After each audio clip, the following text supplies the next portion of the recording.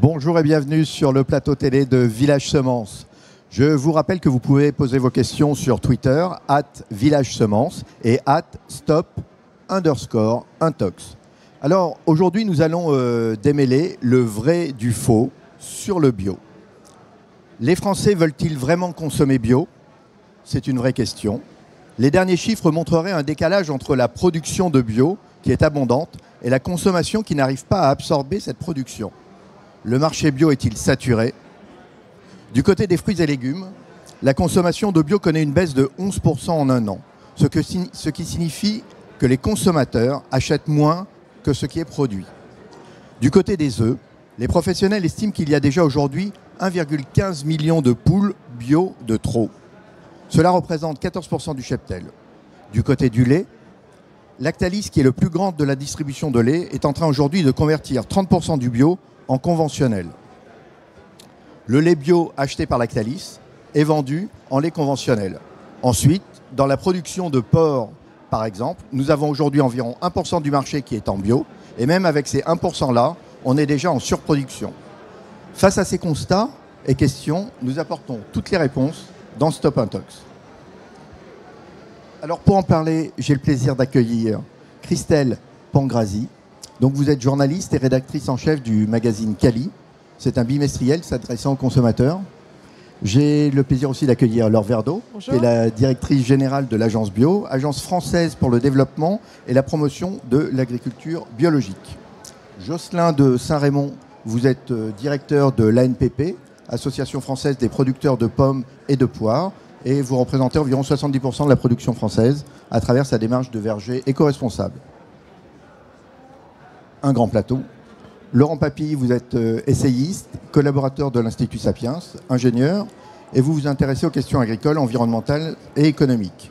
Et vous venez de publier, le livre est ici, Le Mirage Bio, paru en novembre 2021. Enfin, Philippe Gussmann, vous avez démarré votre carrière chez Auchan. En 2019, vous avez créé votre cabinet de conseil et vous êtes par ailleurs administrateur de la Note Globale et élu de la Chambre de commerce de Paris-Île-de-France. Eh bien voilà, les présentations sont faites et nous allons pouvoir démarrer. Donc, produit-on trop de bio en France? Donc, Laure, qu'est-ce que vous en pensez? Est-ce qu'on produit trop de bio en France? Alors effectivement, on a vu des chiffres qui montrent qu'il y a un ralentissement du bio, notamment les premiers chiffres qui sortent sont ceux de la GMS, parce qu'eux les ont beaucoup plus vite. Nous, Agence Bio, on publiera le panoramique de l'ensemble des circuits de distribution du bio en juin, mais d'ores et déjà, on peut déjà regarder ces chiffres-là. Il faut les recontextualiser dans le contexte global d'une repli des dépenses alimentaires. Si le bio fait moins 3 en grande distribution, il fait moins 1 en général. Donc il y a des arbitrages qui se font des Français vers d'autres postes budgétaires. Après, la question, elle est assez étrange parce que le bio a toujours eu pour ADN de marcher harmonieusement sur ces deux jambes, la production et la consommation. Jusqu'ici, on est maintenant dans une situation inédite puisqu'on avait trop de demandes et pas assez d'offres. Et d'ailleurs, on reprochait au bio d'importer un tiers de ces denrées. Là, effectivement, on arrive à un taux d'autosuffisance, de souveraineté alimentaire de quasiment 100% dans certaines filières. L'enjeu, c'est pourquoi est-ce qu'il y a une demande qui marque le pas pour la première fois. Et les premières hypothèses, c'est déjà qu'il y a eu un arbitrage massif entre local et bio, ce qui est bizarre parce que bio et local ne sont pas opposables. Et il y a eu aussi une floraison de labels, de marques privées, de marketing qui ont revendiqué un bout du cahier des charges bio, mais pas tout, et qui donc ont pu récupérer des consommateurs. Donc oui, il y a un enjeu, mais la question, c'est pas tellement est-ce qu'il y a trop de bio, c'est comment est-ce qu'on fait pour accueillir les producteurs bio qui, il y a 3 ans, ont pris une décision complètement rationnelle de se convertir au bio parce qu'il y avait une croissance à 2 chiffres. Et maintenant, ils arrivent sur le marché et la demande n'est pas au rendez-vous. Il faut qu'on s'organise citoyennement pour les accueillir. Laurent, j'ai l'impression que vous voulez réagir par rapport à ça. À la question, est-ce qu'il y a trop de bio? La réponse pour moi, ça doit être de dire, c'est au marché de le dire. Et ce qu'on constate depuis le début du soutien de la filière au bio, c'est qu'il y a un soutien de l'État et de l'Union européenne un certain nombre de subventions spécifiques au bio qui sont distribuées à la filière et qui créent artificiellement une offre et des effets d'aubaine. Et je crois que ce n'est pas un cadeau aux agriculteurs de leur dire allez vers le bio si derrière la consommation ne suit pas. Et je pense qu'on arrive là à un indicateur cette année qu'on atteint un plateau et que cette perfusion un peu artificielle de l'État et de l'Union européenne marque le pas. Alors, une fois de plus, il faut regarder les subventions bio par rapport aux subventions de l'ensemble du marché du non-bio. Hein.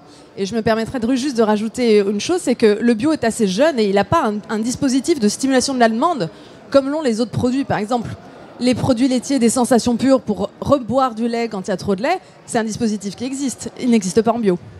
C'est-à-dire que vous ne faites pas de promotion ?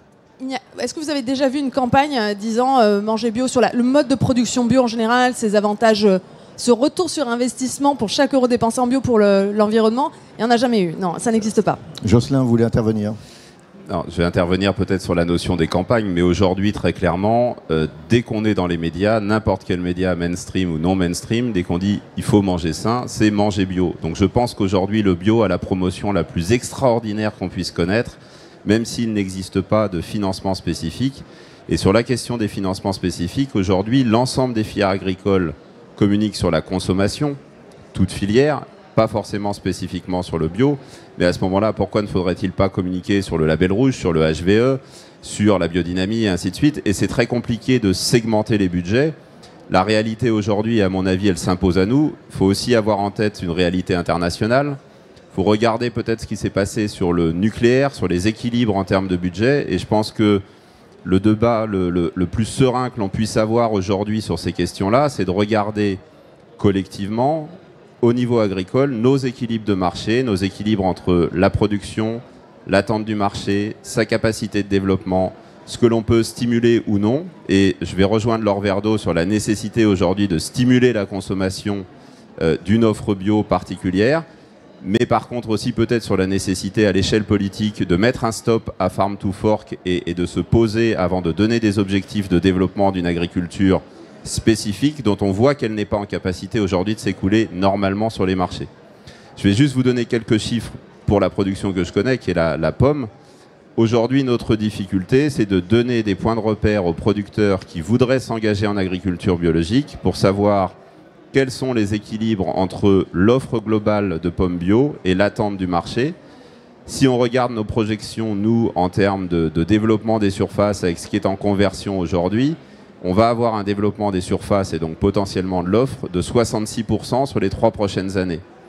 Si jamais on fait la projection de la hausse de consommation bio à 6-7% par an, alors qu'on a déjà dépassé notre point d'équilibre offre-demande, on sait très bien que les nouveaux entrants sur le marché vont être en difficulté majeure. Mais alors qu'est-ce que vous proposez dans ce contexte-là? Aujourd'hui, il faut se mettre autour de la table et ne pas être des militants dans un sens ou dans l'autre, mais vraiment avoir une discussion rationnelle sur les équilibres de marché. Et il y a des phénomènes qui sont clés. Hein. La baisse de consommation pomme au mois de janvier, c'est très conjoncturel, c'est moins 10% au global. La baisse de consommation de pommes bio, c'est moins 29%. Donc on voit que sur les moments où il y a des questions d'arbitrage prix, quand on est face à un aliment qui a un coût intrinsèque plus élevé et qui est 45% plus cher sur le marché, l'arbitrage prix est en sa défaveur. Donc il y a des questions aussi de pouvoir d'achat et ainsi de suite, c'est très global. Mais aujourd'hui, pour moi, ce n'est pas des questions d'opposition entre modèles. Nous sommes tous agriculteurs, bio ou non bio, et nous avons, quel que soit notre mode de production, la nécessité d'avoir un regard objectif sur les équilibres de marché. Merci. Laurent, vous voulez rajouter quelque chose? Je suis entièrement d'accord et c'est la raison pour laquelle je pense que ce n'est pas à l'État ou à l'Union européenne de dire quel doit être le pourcentage de bio sur le marché ou pas. Il y a une place pour le bio, il y a une place pour d'autres formes de production et c'est aux consommateurs de le décider. Et là, on arrive un peu dans une impasse où l'Union européenne et l'État se disent il faut atteindre X% de la surface agricole en bio. Ça fait des années qu'il y a ces plans pour atteindre ces taux de surface-là qui ne sont jamais atteints parce que justement on ne respecte pas le marché. Et ça veut dire quoi, respecter le marché? Ça veut dire aussi une concurrence loyale entre les agriculteurs et donc pas de subventions supplémentaires pour certaines formes d'agriculture vis-à-vis d'autres formes d'agriculture. Philippe, on parle beaucoup du consommateur. Qu'est-ce que vous en pensez? Quelle est la place du consommateur vraiment? Parce qu'il y a aussi les interprofessions qui doivent intervenir dans ce débat. D'abord, je voudrais dire, on entend beaucoup de critiques en ce moment sur le bio, Et j'ai envie de dire, alors c'est amusant, on pourrait citer Racine pour le coup, le bio il méritait ni tant d'honneur ni tant d'indignité aujourd'hui. Je pense que Laure Verdoux a dit quelque chose d'important. Il faut marcher sur les deux jambes et essayer d'accompagner un développement harmonieux entre la production et la consommation. Je mets de côté les questions de savoir si c'est utile ou pas de faire du bio, c'est un autre débat, mais par rapport à la demande consommateur et à la production, c'est important d'aligner les deux, notamment parce qu'il y a un vrai problème. La temporalité n'est pas la même. Parce que quand on envoie des agriculteurs dans des conversions bio, on les envoie pour longtemps, pour la vie même. 6 ans, au moins minimum. Voilà. Sachant que quand on est en bio, on n'en sort pas. Voilà. 4%. Donc on a une responsabilité extrêmement importante.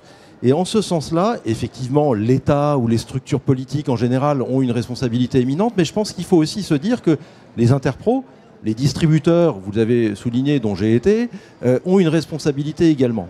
Pourquoi je vous dis ça ? Le fait qu'on allait avoir un problème sur le bio, ça fait 4 ans qu'on le sait. Moi, ça fait 4 ans que je le dis. Tout simplement parce qu'il suffit de lire de façon précise les panels, effectivement, plutôt grande surface alimentaire, des instituts comme IRI et Nielsen pour le voir. C'est-à-dire que depuis 4 ans, on sait que sur les marchés les plus matures, on a saturé. Sans rentrer trop dans la technique, en gros, sur le lait, dans les hypermarchés qui ont déjà des grands rayons, on sait que rajouter une référence de bio détruisait plus de valeur que mettre une référence conventionnelle. Pourquoi on a eu ça ? Parce que les distributeurs, les industriels, et c'est bien normal, ils ont vu des marchés en forte croissance. Donc ils ont surinvesti, parce qu'on veut capter la croissance. Mais la rentabilité, les rendements du bio, en magasin, en chiffre d'affaires au mètre carré, étaient quand même entre le tiers et la moitié de ce que c'est en conventionnel. Mais on parie sur la croissance. À partir du moment où la croissance se tasse, qu'est-ce qui se passe ? On se met à désinvestir.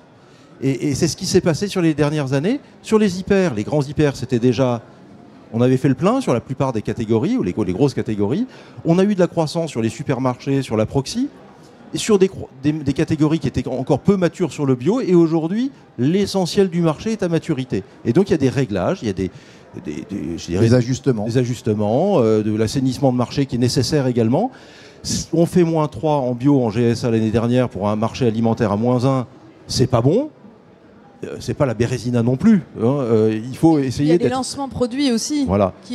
J'ai lu dans une de vos papiers qu'il y avait eu 3 fois plus de lancements de produits, donc c'est autant de références qui rentrent dans les rayons. Il y a 3 ans, il y en avait 3 fois plus, on a 3 fois moins cette année. Donc mécaniquement, quand l'offre se contracte, forcément la demande est entraînée avec elle, quoi. Mais vous semblez tous d'accord sur ce plateau, c'est assez incroyable. Christelle, qu'en pensent les consommateurs ? Quelle est la place du politique ? Quelle est la place des émotions dans la consommation de bio ? En fait, plus près du menton. En fait, le bio reste quand même... En fait, le vrai problème pour le consommateur, je ne sais pas si c'est l'offre qui s'est multipliée des marques ou des enseignes. Allégations bio-like. Mais le vrai problème, ça reste une question de prix pour le consommateur. Ça reste quand même, en moyenne, entre 20 à 40, 50% plus cher qu'un produit classique. Mais là, du coup, ça interroge sur quelle place on peut donner aux subventions au niveau des agriculteurs. Mais il y a un réel intérêt à manger bio. On le sait. Je veux dire, il y a eu des études sanitaires qui ont été menées, ne serait-ce que pour nos sols. Là, on rentre dans les raisons d'acheter bio. Oui, on rentre dans les raisons d'acheter bio, mais du coup, on peut s'interroger aussi sur des subventions, des financements qui pourraient être... Alors, je ne suis pas à l'aise avec le mot de subvention. Parce que d'une manière générale, quand on subventionne pendant 5 ans un agriculteur bio, on investit. On investit sur quoi ? Une agriculture qui, procure 30% de biodiversité en plus à l'échelle d'une ferme, ça c'est prouvé. Et on investit surtout les agences de l'eau, qui ne sont pas réputées pour être de folles dépenses inconsidérées. Les agences de l'eau, elles investissent 100 millions d'euros auprès des agriculteurs qui sont près des zones de captage en leur disant de se convertir. Pourquoi ? Parce que collectivement, ça nous fait économiser des coûts de traitement à l'échelle de l'ensemble des contribuables. Donc je parlerai plutôt investissement. On sait qu'en bio, quand on investit un euro de subvention, on a un vrai retour sur investissement. Et d'une manière générale, l'ensemble des agricultures sont subventionnées, cher monsieur Papy. Oui, là-dessus, je ne vous dément pas. Ça commence. Alors. Non, là-dessus, je ne dément pas cette affirmation. Et ce que je constate, c'est ce que j'ai essayé de montrer dans mon essai, c'est que le bio en touche plus de subventions, que ce soit à la quantité produite. Et juste une remarque avant, sur la question environnementale, je pense qu'il faut faire très attention à ce discours parce qu'on y dit le bio est forcément une meilleure option sur le plan environnemental. Je pense que ça se discute. Ah non, j'ai pas dit meilleur. Oui. J'ai dit qu'il y avait en face. Moi, il faut juste être un investisseur ou un contribuable rationnel. Quand on met 1 euro en bio, qu'est-ce qu'on a versus quand on met 1 euro dans une autre qu'est-ce force qu'on a? d'agriculture. Parce qu'aujourd'hui, il n'y a pas de démonstration sur une assiette bio versus une assiette conventionnelle qu'il y a un impact significativement environnemental plus important, plus intéressant sur l'assiette bio. Alors, quand on compare, c'est souvent à l'hectare et je pense que c'est pas le bon indicateur parce que ce qui compte, c'est quelle est l'assiette entre l'assiette conventionnelle ou l'assiette bio, celle qui a le moins d'impact sur l'environnement. Et quand on a une agriculture bio qui est moins productive, eh bien, il va falloir plus de surface agricole. Donc si à l'hectare, le bio est peut-être plus écolo, et ça, il y a pas mal d'experts qui le démontrent, comme c'est une agriculture qui nécessite plus d'hectares, l'impact environnemental in fine assiette bio versus assiette conventionnelle, pour moi, n'est pas démontré. Alors, déjà, on ne mange pas 100% bio, personne, c'est très rare. À part ma belle-mère, personne ne mange 100% bio. Donc, comparer une assiette 100% bio versus non bio, c'est pas forcément l'indicateur que je prendrais. En revanche, ce qui peut être intéressant, si vous voulez justement dézoomer sur les indicateurs, c'est par exemple regarder la création d'emplois. Il y a d'ailleurs un chapitre là-dessus dans votre livre. C'est de dire, si on veut investir sur cette forme d'agriculture, qu'est-ce qu'on en retire, nous, collectivement, citoyens français ? On sait que maintenant qu'il y a 13% des fermes qui sont en bio, ça génère 18% de l'emploi agricole. Et c'est pas que le fait d'aller biner à la main. C'est une bonne chose. Moi, je vais quand même revenir là-dessus. Faut qu'on parle vrai aujourd'hui. On est sur Stop Intox. Arrêtons avec nos éléments de langage. Moi, je pense qu'il faut revenir sur le terrain. Non, mais revenons sur le terrain, objectivement. Parler arboriculture. La pomme, c'est 0,3% de la surface agricole française. C'est 1% de la valeur de la production et c'est 10% des emplois. Donc, en termes de main-d'œuvre, on va savoir de quoi on parle. Aujourd'hui, si je prends un verger conventionnel, que je passe ce verger en bio, ma baisse de rendement, c'est 40%. Mon nombre d'interventions phytosanitaires, puisqu'on va parler d'environnement, je suis peut-être à 35 traitements en conventionnel. Je suis 27, 28 IFT en bio, mais 50 traitements. Indice de fréquence de traitement. Merci. Mais 45 à 50 traitements. Avec un point majeur. Aujourd'hui, il n'y a pas de production de pommes bio sur le territoire national sans dérogation. Chaque année, l'Association nationale pomme-poire, avec la FNPF, avec la FNAB, avec l'agence bio aussi en soutien parfois politique, nous demandons 10 à 12 dérogations par an pour pouvoir produire bio sur notre territoire. Moi, je veux bien entendre qu'on nous dise qu'il faut développer la production biologique, mais aujourd'hui, très clairement, nous n'avons pas les moyens de la production en dehors des dérogations. Donc ça, c'est le premier point. Le deuxième point, et on va y revenir, c'est la question du marché et de l'attente. Aujourd'hui, on constate un véritable carambolage entre le développement de l'offre bio et la consommation. Et là où il y a un point d'attention qui doit être majeur, c'est que la consommation, ce n'est pas une baisse globale. C'est aujourd'hui ce que l'on constate, c'est une diminution du nombre d'acheteurs bio. Et là, ce n'est pas une analyse, c'est un avis personnel, mais qui demande à être vérifié. On a eu un développement réel sur les dernières années de la consommation bio qui était majeur, avec un recrutement de nouveaux acheteurs, un investissement des grands distributeurs dans l'offre biologique, mais avec une offre qui s'est retrouvée en confrontation directe avec des offres non bio, ce qui n'était pas le cas dans les circuits spécialisés où on y vient, on achète une offre bio. Et aujourd'hui, quand on est sur des moments d'arbitrage budgétaire, le consommateur, il met en concurrence directe effectivement ses offres et il fait un choix qu'on voit, qu'on constate, c'est factuel, conjoncturel, de retourner sur une offre avec un niveau de prix moyen qui est accessible pour lui. Et moi, j'aimerais qu'on revienne à nos enjeux. Est-ce que l'enjeu, c'est de développer le bio ou est-ce que l'enjeu, c'est pas de regarder le climat et donc nos émissions de CO2 globales? Est-ce qu'il faut avoir plus de surface pour moins de rendement? Je ne sais pas. Les questions de biodiversité, est-ce qu'effectivement, on a moins de biodiversité dans une exploitation conventionnelle par rapport à une exploitation bio? Aujourd'hui, sur nos exploitations, je pense qu'on est en train de démontrer le contraire. Non, je ne sais plus. On va demander une réponse à l'heure, peut-être. En fait, moi, honnêtement, je n'ai aucun intérêt. Je n'ai pas d'action dans le bio. Je suis payé pareil à la fin du mois que le bio se vende ou pas. Donc, je ne suis pas là pour dire go bio. En revanche, il y a une chose qui, moi, m'interpelle, c'est que si vous avez des agriculteurs qui viennent vous voir et vous disent « Bon, moi je veux vraiment baisser mes traitements, je veux passer en bio, etc. Ça me paraît difficile. C'est un peu ce que Lactalis a fait et on voit que c'est une conception du marché d'une année à l'autre, alors qu'en bio on pense à échelle au moins 6 ans. Oui, mais il faut réagir par rapport au... Exactement, mais là encore une fois de plus, c'est une situation inédite, tout est à construire. Mais produire d'abord et réfléchir ensuite au débouché, c'est une situation que jusqu'ici, seul le non-bio pouvait se permettre et on a trouvé des mécanismes de régulation. Et donc le bio... C'est pas très gentil ça. Non, mais jusqu'ici on était en pénurie de bio, donc c'est juste la question s'est pas posée. Elle se pose maintenant en bio. Et donc tout l'intérêt, ça va être de savoir quel mécanisme de régulation on pourra mettre en place, parce que globalement sur le terrain, ça arrive qu'on refuse des projets bio en disant bah non, vous n'avez pas assez bossé vos débouchés. Et 2, la vraie question, c'est que effectivement, quand on a une production qu'on doit soutenir par une demande, comment est-ce qu'on stimule cette demande? Et effectivement, c'est pas des communications, c'est pas de l'achat d'espace médiatique fait par des entreprises qui va stimuler la demande en bio en général. Et je finirai sur un dernier point qui est actuellement, si on veut être une vraie démocratie alimentaire, il faut que les citoyens soient informés. Et en l'état, et je peux vous le dire puisque l'agence bio n'a pas les moyens de le faire. En l'état, le citoyen n'est pas informé sur l'ensemble des agricultures qui sont subventionnées ou pas en tant que contribuables et sur leurs différents retours sur investissement. Donc ça ouvre le vrai sujet qui est comment est-ce qu'on a des citoyens d'une démocratie alimentaire suffisamment informés pour qu'ils puissent faire des choix éclairés. Comment acheter bio pour les bonnes raisons? Pas désinformés serait aussi important. Informés, ouais, pas victimes de marketing. Ce qui est très important de comprendre, pour sortir du débat qui est un peu stérile entre pour et contre le bio, où on n'est pas d'ailleurs. Voilà, c'est pas du tout binaire. Il y a des tas de productions bio qui sont extrêmement intéressantes et vertueuses. Il y en a d'autres qui ne le sont pas ou beaucoup moins. C'est vrai aussi dans le conventionnel. Mais quand on repart du consommateur, d'ailleurs je l'ai mal dit tout de suite, j'ai dit du consommateur, il faut bien qu'on se mette dans la tête, les politiques compris, que le consommateur n'existe pas. Il y a une énorme diversité d'attentes. Et qu'il faut donc une grande diversité de réponses. Évidemment, il y a une contrainte très forte de pouvoir d'achat. Rappelons quand même, vous avez parlé du prix, mais que 20% des ménages français se nourrissent avec 200 € à peine plus par mois. Et donc, évidemment, il faut une capacité d'y répondre. Mais il y a aussi un point important. Laure Verdeau avait dit dans une autre intervention, et je partage ce point, que les consommateurs, on va dire militants, engagés dans le bio ou dans la bio, comme on dit dans ces cas-là, ne dépensent pas nécessairement plus cher parce qu'ils ont d'autres pratiques alimentaires. Ils achèteront plus de produits bruts, ils vont plus cuisiner, etc. Et ça, c'est moins gaspillé. Voilà, moins gaspillé. Et ça, c'est un point de questionnement. C'est-à-dire que beaucoup des promoteurs de la bio, je ne parle pas de l'agence, je parle de beaucoup de politiques que vous avez eues sur des plateaux divers, qui vont pousser à l'extrême là-dessus.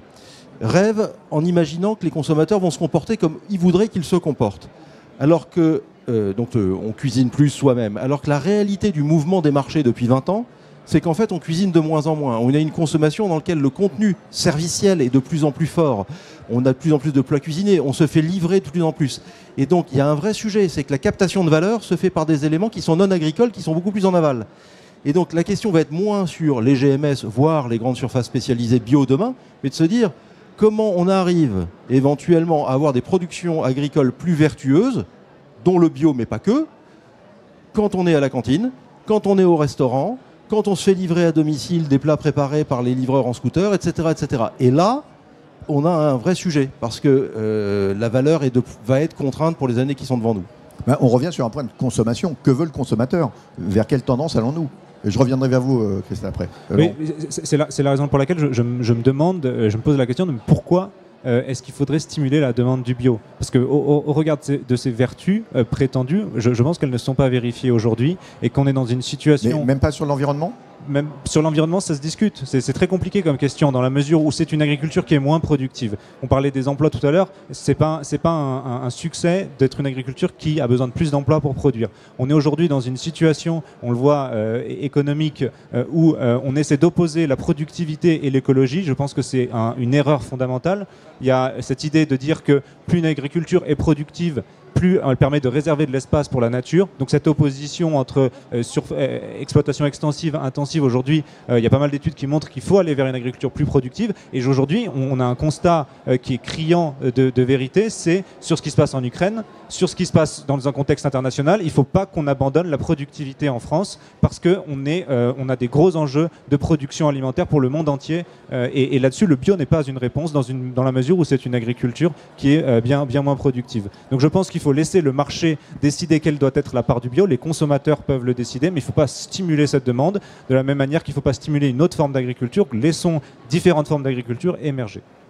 Laure, qu'est-ce que vous souhaitez dire là-dessus? Non, mais dans un système qui ne stimule aucune demande, d'accord, mais il suffit d'aller dans l'autre hall et on a des stimulations de demande que sur la viande, le lait. Donc la question se pose pour l'équivalent en bio. Et d'une manière générale, je pense qu'il y a une info qui va détendre tout le monde, c'est que l'INRAE est en plein métaprogramme bio, c'est-à-dire un énorme programme pluridisciplinaire qui va réfléchir à l'implication d'un scénario avec plus de bio. Il y a 300 chercheurs qui vont bosser là-dessus jusqu'en 2026. Donc d'ici là, vu qu'on est quand même à moins de 10% des surfaces en bio, on peut se détendre et continuer de mettre un peu plus de bio dans l'assiette, puisque s'il y a bien une demande qui est dynamique, et ça je pense que Philippe le confirmera, c'est par exemple la nourriture pour les bébés. Moi je fais plein de débats avec des gens qui me disent que le bio c'est pas bien, mais après ils achètent des petits pots et des biberons en bio pour leur bébé. Et donc ça c'est par exemple une demande qui continue de se soutenir. C'est bien que dans le doute, on va quand même continuer de manger un peu bio. Christelle, vous souhaitiez réagir là-dessus? Non, en fait, moi, je souhaitais réagir par rapport aux consommateurs et aux attentes que les consommateurs avaient du bio. Alors, globalement, le prix reste un frein, mais au-delà du prix, il y a des attentes auxquelles le bio ne répond pas encore tout à fait aujourd'hui. Il y a des attentes presque éthiques aussi du consommateur. On s'attend à ce qu'un produit bio équitable. Exactement. Souvent, signalons quand même qu'effectivement, il y a 90% du commerce équitable qui est bio. Parce que comme c'est plus créateur de valeur et que c'est surtout dans les produits, dans les pays en développement, c'est des productions comme thé, café, banane, c'est souvent équitable plus bio pour permettre de dégager suffisamment de marge pour eux. Mais par exemple, le bio qui est fait en Espagne, à Almeria, c'est un vrai problème en fait, parce que ces gens-là vivent dans des conditions dignes des bidonvilles. Et malgré tout, non mais c'est vrai, vous le savez, et malgré tout, on peut apposer le label bio, et c'est vrai qu'en fait, quand le consommateur commence à découvrir un peu ça, je suis entièrement d'accord, c'est pour ça qu'il faut qu'il y ait de l'information citoyenne. Le bio, c'est pas une auréole de sainteté. C'est un mode de production agronomique et c'est pas un terroir. Ça veut dire qu'on peut produire bio partout sur la planète. Il y a 2% de bio sur la planète, ce qui est quand même pas énorme. Et est-ce que ça pourrait le devenir à terme? Alors, il y a des professionnels du bio qui poussent pour un label bio français qui rajouterait des mentions sur le sol, le carbone, l'équitable, le local. Mais en l'état actuel des choses, il y a d'ailleurs des initiatives de marques privées. En l'état actuel, moi je ne peux parler que du label public, c'est 300 pages de règlement déposées à Bruxelles et contrôlées par 12 organismes certificateurs. Et là-dedans, il y a quoi? Il y a des principes et des interdictions qui sont clairement définis sur les produits chimiques de synthèse, sur le respect des cycles, oui, etc. Mais effectivement, on ne peut pas demander au bio d'être équitable. C'est comme demander, par exemple, à une horloge de vous donner la température. C'est pas possible. Oui, mais en fait, dans l'imaginaire collectif et pour le consommateur, c'est pour ça qu'un imaginaire, ça se corrige avec de la communication et de l'information. Mais aller vers des labels encore plus responsables, c'est... Alors justement, on parle de labels, on a évoqué la notion de cahier des charges. Est-ce que dans toute cette conversation, on voit qu'il y a des différences d'interprétation? Est-ce qu'on ne manque pas d'un socle commun en termes de chiffres, d'informations? Ouais, je pense que le premier socle commun dont on manque, c'est de se construire sur quelque chose qui est rationnel. On voit aujourd'hui que dans le monde agricole conventionnel, on peut nous dire vous attaquez le bio, mais on essaye d'être attentif à se dire on ne fait pas d'opposition entre modèles, on a des problématiques qui nous recoupent et ainsi de suite. Aujourd'hui, certains acteurs du bio militants essayent de construire le développement du bio en opposition au reste. Et à mon avis, c'est une erreur stratégique majeure parce qu'il y a un certain nombre d'allégations qui À quoi vous faites référence? Dire le bio c'est sans pesticides, le bio ça n'est pas sans pesticides. De synthèse. Oui, mais c'est pas dit de synthèse. Quand c'est repris par les médias, vous le savez. Et aujourd'hui, ça c'est une problématique, c'est-à-dire que quand on dit il faut informer le citoyen, la réalité, moi je peux vous donner un exemple très concret parce que c'est des choses dont on parle. Je vais prendre un exemple hors bio. Néonicotinoïdes. L'arrêt des néonicotinoïdes dans un verger de pommiers, ça signifie quoi? Ça signifie de passer de 2 interventions anti-pucerons à 10 interventions anti-pucerons. Et avec quoi nous faisons ces interventions aujourd'hui? Avec des produits phytosanitaires, avec des insecticides bio. Voilà. obtenu en dérogation, parce que c'est notre seule solution. Et pourquoi ça? Parce que ce produit phytosanitaire bio a exactement le même mode d'action qu'un néonicotinoïde. Donc si on veut dire la vérité, aujourd'hui, nous utilisons des pesticides, quel que soit notre mode de production. Nous devons tous, collectivement, agriculteurs, avoir un mode de production qui correspond aux attentes des citoyens. Ça veut dire respectueux de l'environnement, respectueux de la biodiversité, respectueux des enjeux sociaux, qui soit faible émetteur de CO2, qui puisse garder un mode d'alimentation accessible et ainsi de suite. Et tous ces enjeux-là, on se les pose, qu'on soit producteur en agriculture biologique ou non. Faut-il revoir le cahier des charges? Vous parliez de 300 pages. Faut-il revoir ce cahier des charges, justement? Il vient d'être revu, là. Et le nouveau est entré en vigueur au 1er janvier. Est-ce que vous il vient d'être revu avec des problèmes majeurs. Moi, il y a un problème que je voudrais soulever ici. C'est tout simple. Il y a des définitions internationales, par exemple, pour les différenciations entre variétés. Vous allez caractériser une variété par son phénotype, la forme de ses feuilles, de ses fruits, son goût et ainsi de suite. Aujourd'hui, le nouveau cahier des charges bio s'exonère de ça et ne reconnaît plus les différences entre variétés. Un contrôleur bio ne serait pas capable de faire la différence entre une golden et une belchar, par exemple. Mais ça, c'est des problématiques. Aujourd'hui, je pense que ça fait partie des problèmes. On ne doit pas sortir le bio de tout ce qui a été construit pour l'ensemble de l'agriculture. Il faut qu'on arrive à regarder ensemble comment on fait pour que la particularité du bio ne mette pas à plat les réglementations qu'on a mis 50 ans à construire pour l'ensemble des agriculteurs. Je pense qu'il faut, le bio avait de tels pouvoirs. Je pense qu'il faut vraiment écouter les acteurs de terrain là-dessus. Et je pense que sur les intentions des agriculteurs, elles sont toutes les mêmes. Je pense qu'on peut trouver dans tout le salon, vous trouverez aucun agriculteur qui est pour avoir plus de pesticides et avoir un impact plus important sur le climat. Tout le monde cherche à réduire ses phytos, tout le monde cherche à réduire l'impact carbone et tout ça. L'enjeu, je pense vraiment, c'est quelle méthode on met en face. Et la méthode du bio aujourd'hui n'est pas la méthode la plus souhaitable sur ce plan-là, dans la mesure où le bio s'oppose à quelque chose qui est fondamental, qui est l'amélioration génétique. Et là-dessus, je pense que c'est quelque chose qui est très important parce que si on veut vraiment réduire les phytos, si on veut vraiment avoir un impact sur la planète, il y a cet enjeu-là qui doit être soulevé et parfois on est face malheureusement à une certaine forme de démagogie là-dessus. Mais quel est le frein par rapport à cela? Je pense qu'aujourd'hui il y a des nouvelles techniques d'édition génomique en particulier qui sont un formidable un potentiel pour réduire justement la charge en phyto et on est en train de se les interdire en Europe. Il faut qu'on les autorise et il faut que si le bio veut... Moi je pense que le bio a une carte à jouer là-dessus, parce que si elle veut vraiment réduire les pesticides comme tous les agriculteurs, l'édition génomique est une des options qui s'offre sur la table et je pense qu'il faut vraiment que la filière bio la renoue avec une approche beaucoup plus technophile sur la question et comme les autres formes d'agriculture, on arrivera à faire quelque chose pour réduire les phytos que, encore une fois, tout le monde demandait à n'importe quel agriculteur sur le salon. Aucun agriculteur n'est ravi de mettre des phytos. Donc réduisons-les. Voilà. Merci Laurent. Est-ce que tout le monde est d'accord sur le sujet au sein de l'univers bio? Quel est le débat sur cette... Il faut rappeler que le bio, en fait, c'est un monde. Il faut de tout pour faire un monde. Nous, à l'agence bio, justement, on a dans nos instances, dans notre gouvernance, à la fois des militants de la première heure, des puristes du bio historique, et puis on a des gens qui sont plus généralistes, qui sont venus au bio sur le tard, moins par conviction, plus par sens business, plus par opportunisme. Donc d'une manière générale, le bio, on peut pas... c'est comme tout, on ne peut pas dire les poissons, il y a des requins et des sardines. Le bio, il y a différentes visions qui coexistent. En revanche, sur les OGM, je ne pense pas que ça bougera d'aussitôt. Voilà. On ne parlait pas des OGM? D'une manière générale. Okay. Bon. Un petit mot ou pas? Bon, sur ces points techniques, non. Sur la notion de cahier des charges par rapport à la distribution et aux consommateurs, une meilleure compréhension des choses. Parce que si les gens ne sont pas d'accord...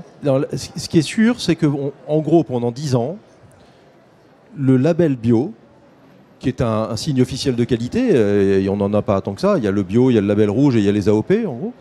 Le label bio a été sans doute le vecteur de confiance le plus important et le plus reconnu par les consommateurs. À tort ou à raison. À raison, si je me mets il y a 15 ans en arrière, moi il se trouve que j'étais patron d'hypermarché, j'étais un des premiers magasins où on a installé un rayon bio. Donc je suis assez à l'aise avec ça. C'était un vrai vecteur de confiance et je crois qu'on avait une réelle démarche de prise de conscience autour de ces questions environnementales dans le contexte de l'époque dans lequel, il y a 15 ans, la conscience environnementale était moins généralisée. Et donc, on avait le bio qui était également un aiguillon pour l'ensemble du marché, et tant mieux. Ça a évolué. D'abord, ça s'est largement démocratisé, et là, c'est plutôt positif. Mais sur les dernières années, je ne sais pas si on peut parler de crise de confiance, mais en tout cas, il y a eu beaucoup d'autres initiatives dans le monde agricole et dans l'industrie agroalimentaire sur des démarches différentes, mais qui sont également porteuses de confiance avec des contenus de valeur assez solides. Il y a eu effectivement un certain nombre de questions autour du bio par son développement, notamment avec du bio parfois importé, même si je crois qu'aujourd'hui on est à 80% de bio français en France. Hors produits tropicaux, sinon on est sur un tiers et c'est stable. Voilà. La preuve qu'il y a une grosse capacité à donner un coup de collier pour servir la Voilà. Donc c'est plus tellement le sujet, mais on se heurte au pouvoir d'achat et je me pose une question quand même aussi sur les consommateurs. C'est une question, c'est pas du tout une affirmation, mais je vais sur un autre terrain qui est la santé. Ça fait 2 ans qu'on vit une pandémie où les médias nous parlent sans arrêt des anti-vax, cette défiance autour des vaccins. Et en même temps, on a un niveau de vaccination qui est un des plus élevés au monde aujourd'hui. Et finalement, on a une forme de confiance des Français, globalement, sur le traitement les médicamenteux que nous sommes. D'ailleurs, on a tous un pass vaccinal pour rentrer ici. Pass sanitaire, pardon. Je me demande dans quelle mesure, effectivement, les Français n'ont pas aussi intégré que les plantes, dans un certain nombre de cas, ça se traite également. Ça ne veut pas dire qu'il faut le faire beaucoup, ça veut dire qu'il faut le faire avec parcimonie, ça veut dire que moi je suis très convaincu que beaucoup de producteurs bio font des choses, d'abord ils le font depuis longtemps et ils le font au départ pas parce qu'ils étaient anti, mais parce qu'ils étaient convaincus d'une démarche de meilleure qualité dans un système global, et ça c'est très respectable. Voilà, on a toutes les formes d'agriculture aujourd'hui, elles sont globalement en France toutes de qualité, elles n'ont pas nécessairement toutes les mêmes objectifs. Le point de difficulté, c'est d'arriver à le faire comprendre aux consommateurs aujourd'hui, parce qu'il y a quand même beaucoup de labels. Comment vous pouvez faire, Laure, avec l'agence bio, justement, pour essayer de rétablir ces vérités, un message plus clair et moins anti ? Nous, on n'a jamais été anti. Nous, notre but, c'est justement de fournir de l'information à la fois factualisée, chiffrée, sur les retours sur investissements environnementaux du bio. Nous, on parle assez rarement de santé, on parle beaucoup d'environnement, de biodiversité, de thèmes. D'ailleurs, c'est notre stand le met particulièrement en valeur sur à la fois l'impact du bio sur l'eau et la biodiversité. Et puis notre deuxième message, il est assez prosaïque, il vient de la vie quotidienne, il est comment est-ce qu'on mange plus de bio à budget inchangé. Parce que là, la question, au-delà de comment on va construire notre futur demain de l'agriculture pour justement le salon des retrouvailles, quelle place on donne à tout le monde sur la photo de famille. La question, c'est comment est-ce qu'on fait pour accueillir ces producteurs de bio. Là, en ce moment, il se trouve que pour différentes raisons, il y a beaucoup de lait et bio et beaucoup de bio sur le marché. Donc, comment est-ce qu'on soutient ces agriculteurs ? Parce que ça me paraît difficile qu'on dise à nos petits-enfants, non, toi, tu mangeras pas bio, parce qu'on n'a pas soutenu les agriculteurs en 2022. Donc là, l'enjeu, c'est plutôt de comment est-ce qu'on mange plus de bio. Et là, je recommande fortement les œufs mayonnaise et les flancs bio pour justement intégrer à la fois le lait et les œufs bio qui ont en ce moment besoin d'être absorbés parce qu'il y a eu ces conversions démarrées il y a 3 ans. D'une manière générale, il faut vraiment voir le bio sur le long terme. Le bio, il ne se discute pas d'année en année. Il faut 3 ans pour y arriver et en général, on contractualise ces ventes sur 3 ans. Donc pensons long terme et pensons au futur qu'on veut. Jocelyn ? Moi, je pense surtout qu'on a vraiment une nécessité absolue de reprendre de la hauteur et de regarder nos objectifs communs partagés. L'objectif numéro 1, à mon avis, c'est la lutte contre le changement climatique. Et donc là, c'est globalement, à l'échelle agricole, on ne se parle pas de mode de production, mais comment on fait pour être efficient, le plus efficient possible en termes de stockage de CO2, de limitation des émissions et ainsi de suite. Mais en quoi c'est un problème avec le bio ? Tout simplement par la baisse de productivité. Voilà. Donc ça, c'est une réalité. On peut pas le nier aujourd'hui. Donc ça, c'est une véritable question. Je pense juste que quand on commence la phrase par prendre de la hauteur, effectivement, c'est pas pour redescendre juste sur l'indicateur carbone. Il faut regarder au global. Non, mais pas que C'est l'indicateur un des carbone. principaux objectifs aujourd'hui qui nous animent. Carbone est pratique. Carbone. Après, moi, le deuxième point, ça va être, on parle beaucoup d'autonomie alimentaire. Par rapport à ce qui se passe en ce moment à l'est de l'Europe, regardons la question de la sécurité alimentaire et de la sécurité à long terme. Quand on voit qu'on est sur des tendances de baisse de part d'approvisionnement origine France, de hausse des importations, de hausse de notre dépendance aux importations, on a l'absolue nécessité de réfléchir à relocaliser nos productions en Europe et en France. Donc ça, c'est une question. On a la question du pouvoir d'achat. On parle du prix du bio et ainsi de suite, mais ça doit s'appliquer à la totalité de l'agriculture. Aujourd'hui, on est quand même dans des situations où on a un nombre important de producteurs qui ne sont pas en capacité de couvrir leurs coûts de production. Et on est dans des systèmes où finalement on dit on ne peut pas aller en dessous du coût de production, ainsi de suite, mais on ne se pose même pas la question de la capacité d'un agriculteur à générer du profit et du bénéfice avec son activité, ce qui doit être normal pour tout producteur, bio. C'est un vrai sujet. Voilà.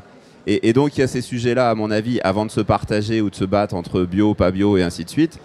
La vraie question, c'est comment on fait manger les Français avec une agriculture responsable et comment on se projette à 5, 10, 15, 20 ans sur ces enjeux-là. Et aujourd'hui, nos injonctions politiques, je dirais, ont pris un coup de vieux remarquable sur la semaine qui s'est passée. Il y a des prises de conscience qui vont avoir lieu. Je vais vous donner juste un exemple. La production européenne de pommes, c'est à peu près 12 millions de tonnes. Premier pays producteur de pommes, c'est la Pologne, qui a un potentiel de production autour de 5 millions de tonnes.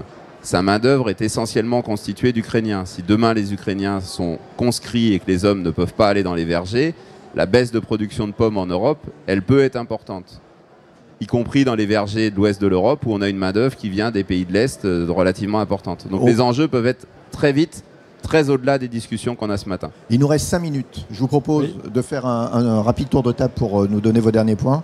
Laurent. Oui, je rejoins là-dessus Jocelyn. Je pense qu'on a plusieurs enjeux qui sont décisifs. Le premier, c'est le climat.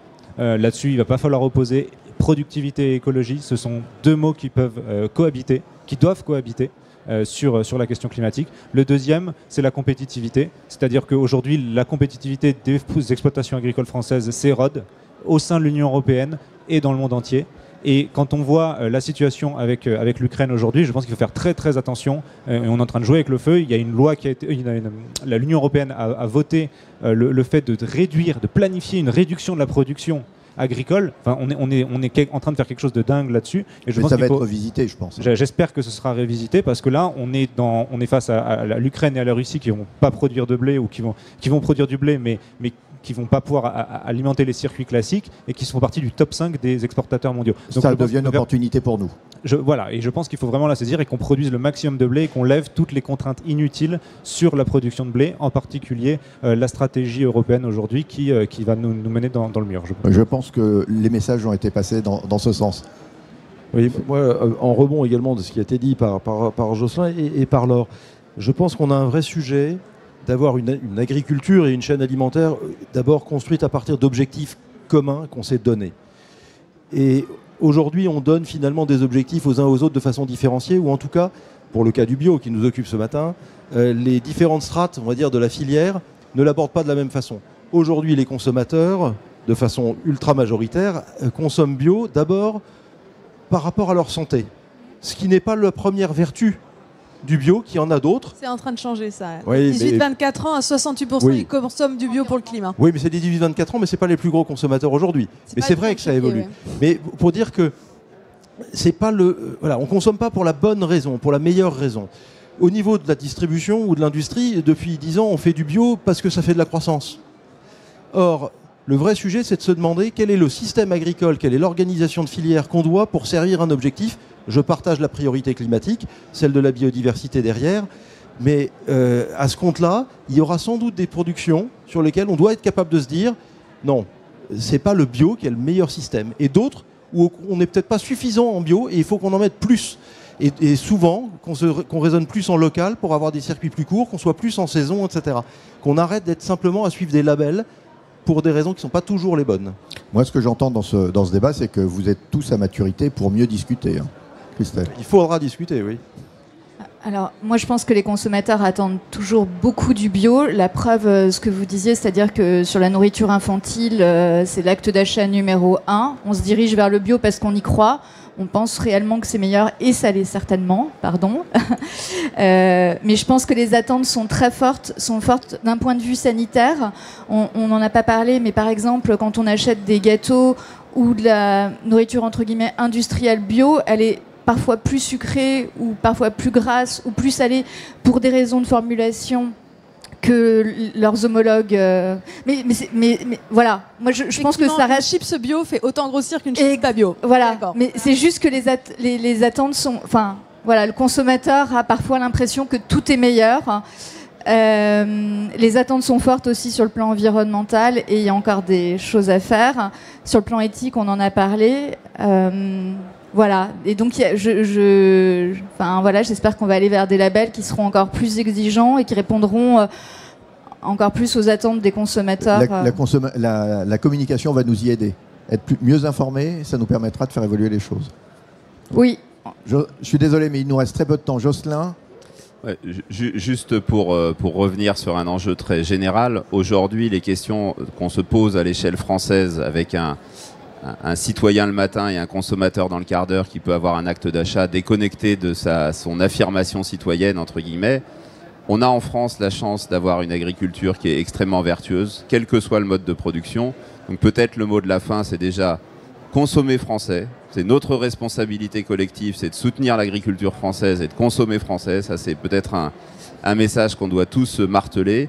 Et mettons-nous autour de la table. La bio peut être une réponse, mais c'est une partie de la réponse et ce n'est pas la seule réponse, loin de là. Et donc on doit mettre l'ensemble des réponses collectivement autour de la table avec une vision globale qui est l'intérêt de notre pays, l'intérêt des citoyens et pas notre intérêt individuel. Voilà. Merci. Laure, le mot de la fin. Mangeons tous plus de bio et plus local et plus français. Eh bien, écoutez, je vous remercie tous les 5 pour cette superbe émission. Restez 2 petites secondes en plateau. Nous aurons demain une nouvelle émission de Stop Intox. Je vous rappelle que vous pouvez toutes poser vos questions sur @stop_intox ou @village semence. Merci à tous et à très vite pour une nouvelle émission.